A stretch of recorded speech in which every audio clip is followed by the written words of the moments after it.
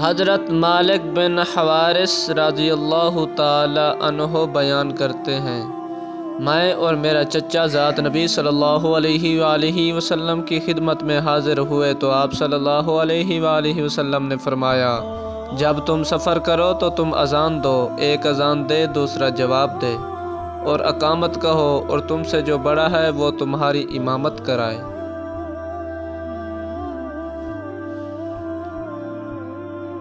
حضرت ابو ہریرہ رضی اللہ تعالیٰ عنہ بیان کرتے ہیں، ہم رسول صلی اللہ علیہ وآلہ وسلم کے ساتھ تھے۔ بلال کھڑے ہو کر اذان دینے لگے، چنانچہ جب وہ خاموش ہو گئے تو رسول صلی اللہ علیہ وآلہ وسلم نے فرمایا، جو شخص خلوص دل سے یہ کلمات کہے گا وہ جنت میں داخل ہوگا۔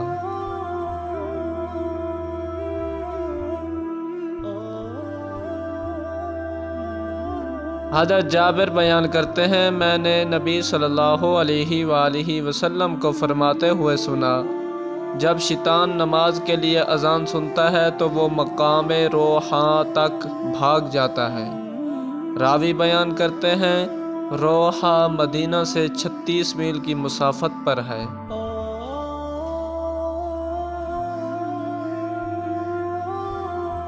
حضرت ابو ہریرہ رضی اللہ تعالیٰ عنہ بیان کرتے ہیں، رسول صلی اللہ علیہ وآلہ وسلم نے فرمایا، جب نماز کے لیے اقامت کہہ دی جائے تو پھر نماز کی طرف دوڑتے ہوئے مت آؤ، بلکہ اطمینان و سکون اور وقار کے ساتھ آؤ۔ پس تم جو پالو پڑھ لو، اور جو تم سے رہ جائے اسے پورا کر لو۔